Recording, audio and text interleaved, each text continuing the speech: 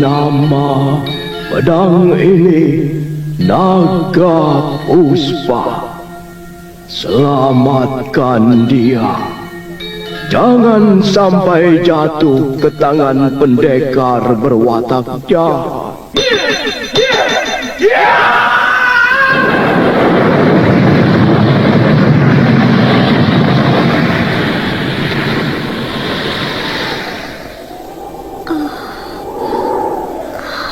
Kakang Kamandanu, kau masih juga tidak percaya bahwa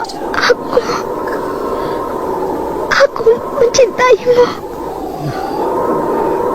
Mesin, maafkan aku, Mesin.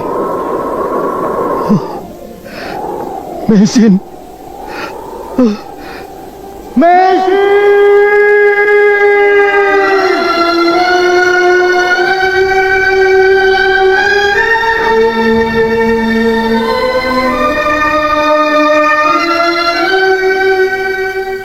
Tutur Tinula.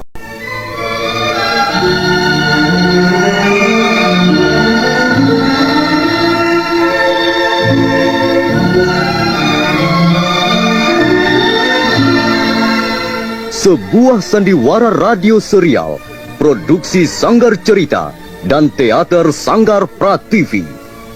Sebuah kisah dengan latar belakang sejarah runtuhnya Singasari dan berdirinya Kerajaan Majapahit.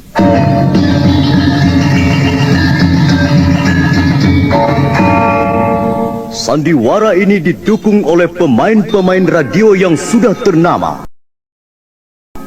Ferry Fadli, Ivone Rose, dan Eli Ermawati.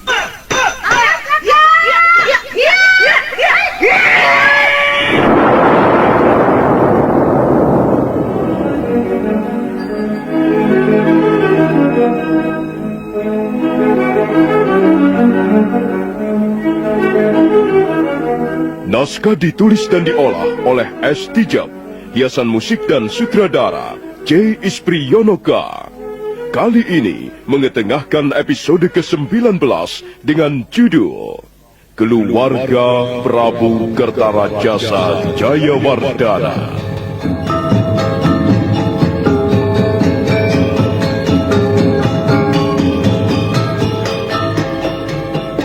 Dalam seri ke-543 ini didukung oleh para pemain M. Abud sebagai Arya Dwi Pangga, Ferry Fadli sebagai Arya Kamandanu, Rio sebagai Panji Ketawang, Ivone Rose sebagai Sakawuni, dan Asdi Suhastra, pembawa cerita. Selamat menikmati.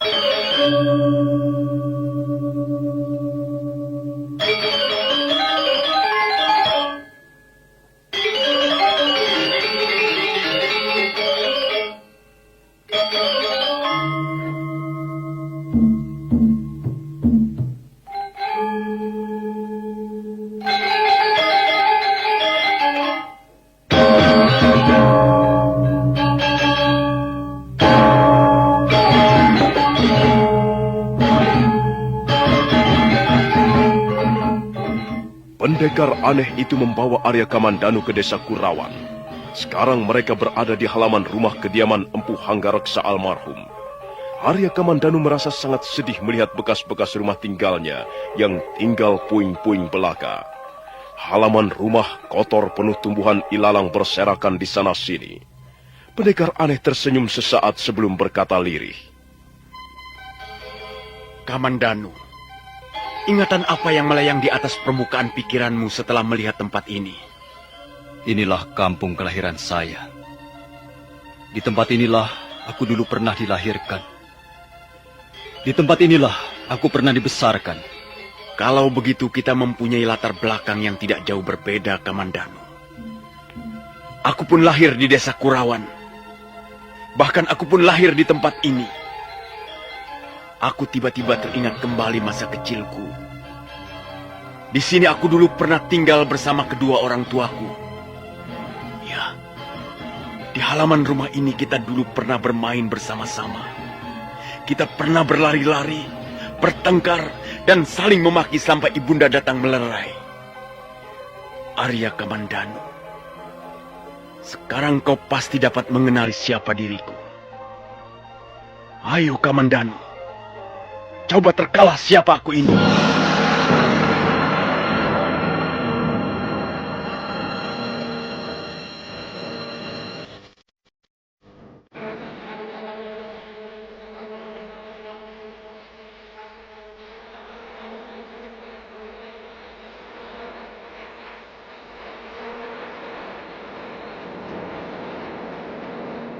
Kata-kata pendekar aneh itu meluncur bagaikan ratusan anak panah menuju ke leher Arya Kamandanu.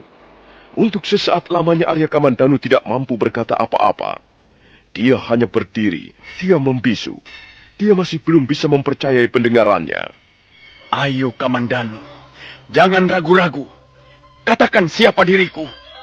Kalau kau dapat mengenang dengan baik desa Kurawan ini, kau pasti dapat mengenang dengan baik siapa itu Arya Dwi Pangga.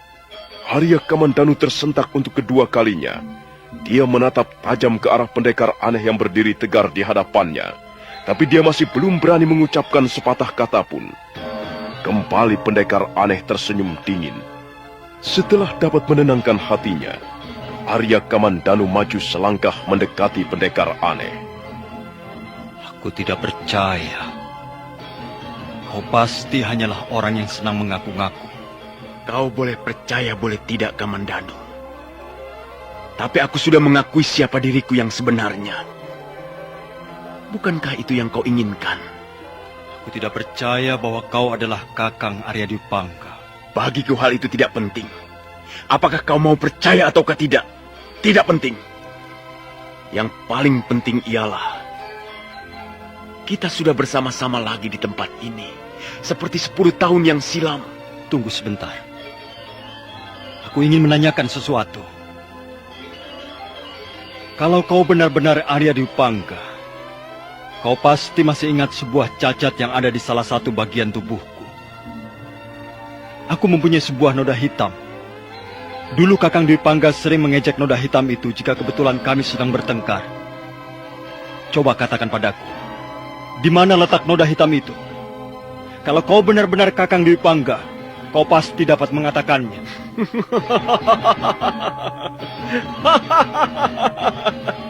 Kamandanu, Kamandanu. Adik Kamandanu. Baiklah. Karena kau masih meragukan siapa diriku, aku akan membuktikannya. Kamandanu, kau memang mempunyai cacat berwarna hitam. Dan kau benar. Dulu aku sering mengejek cacat di tubuhmu itu jika kita kebetulan sedang bertengkar. Dengarlah baik-baik. Noda hitam itu terletak di bagian lambung kirimu. Oh, Kakang Dwi Pangga. Kakang Arya Dwi Pangga.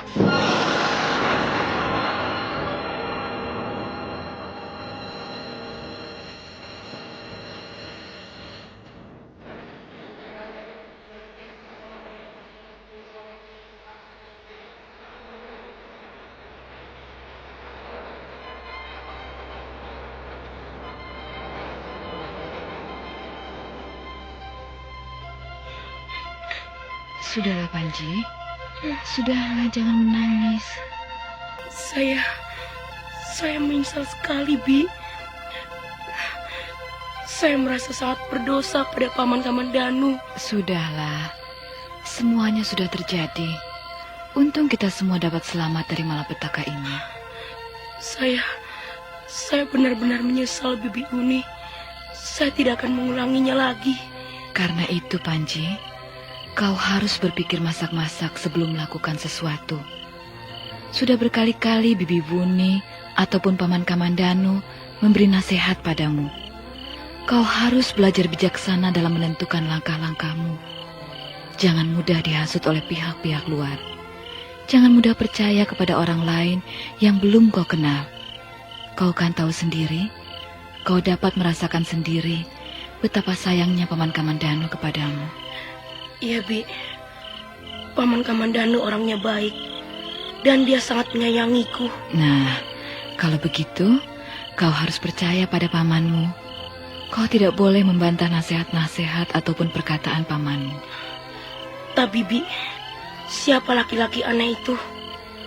Mengapa dia berani mengatakan bahwa Paman Kamandanu adalah pembunuh orang tuaku? Ya, aku sendiri tidak tahu siapa dia. Tapi yang jelas, dia adalah orang yang tidak senang melihat kebahagiaan kita. Dia bermaksud mengganggu ketentraman kita. Dan untuk itu, dia nekat menggunakan cara-cara yang sangat keji. Dia berusaha menghasutmu, membujukmu untuk melakukan perbuatan-perbuatan yang tidak terpuji. Tapi sudahlah, yang penting kita semuanya selamat. Panji, aku menjadi khawatir. Paman Kamandanu masih belum datang juga. Kalau begitu, kita susul saja, Bi. Pendekar aneh itu sangat jahat. Saya takut Paman Kamandanu menemui bahaya. Pendekar aneh itu benar-benar sangat jahat. Ayo, Bi. Ayo, kita susul Paman Kamandanu. Tenanglah, Panji, tenang. Baiklah, kita memang tidak bisa terus-menerus menunggu di tempat ini.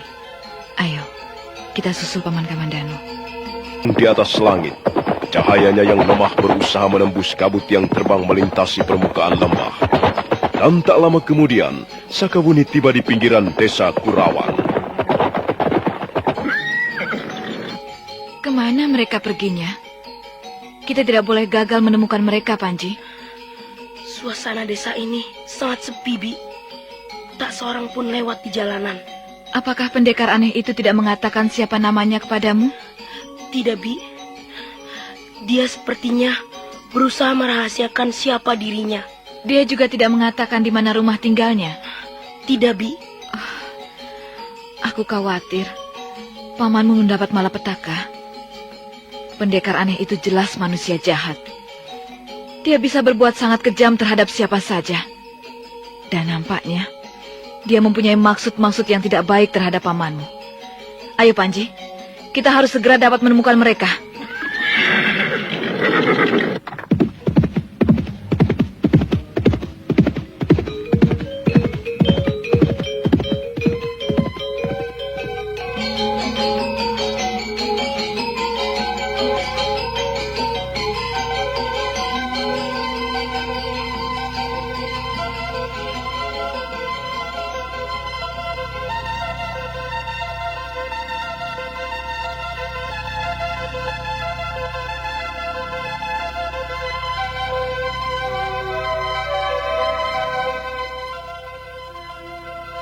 Jadi sekarang kau percaya bahwa aku adalah Arya Dwi Pangga?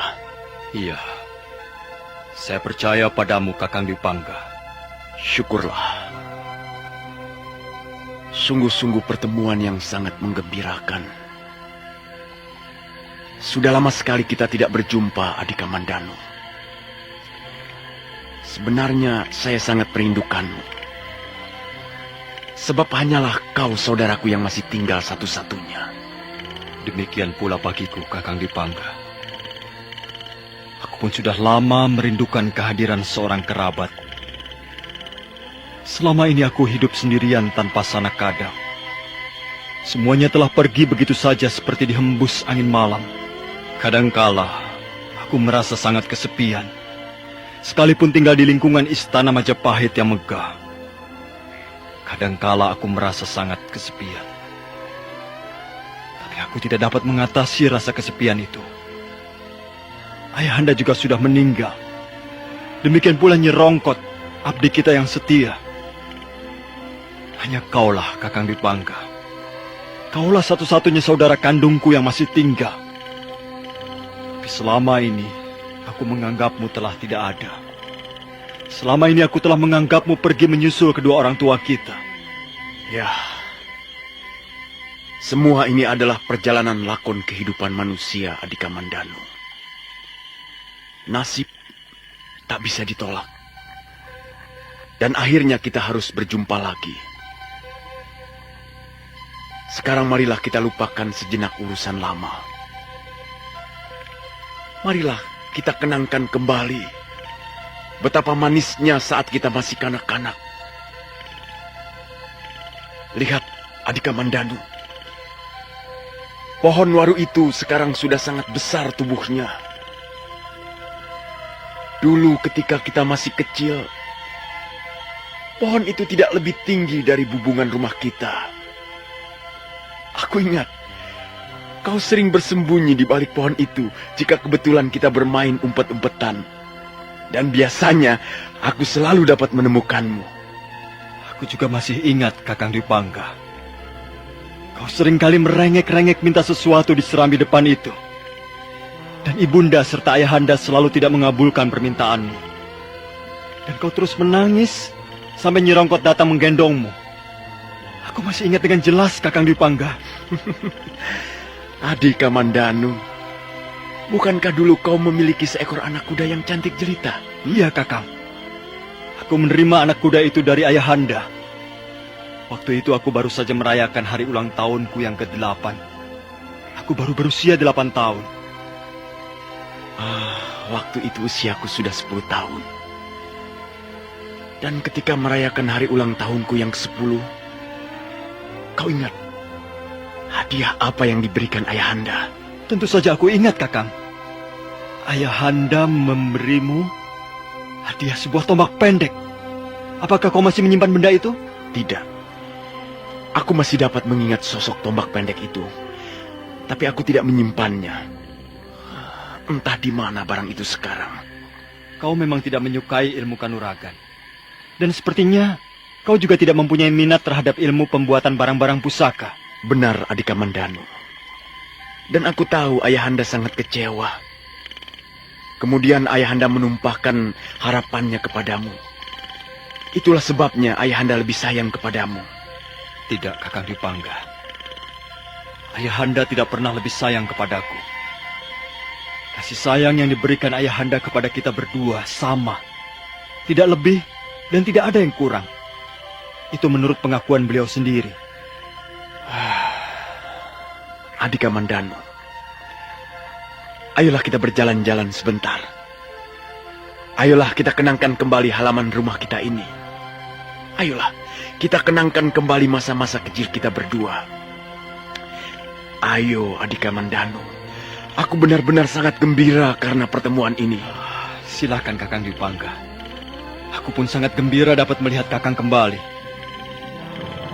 Nah, saudara pendengar, bagaimanakah kisah selanjutnya? Silakan menunggu seri berikutnya. Sampai jumpa.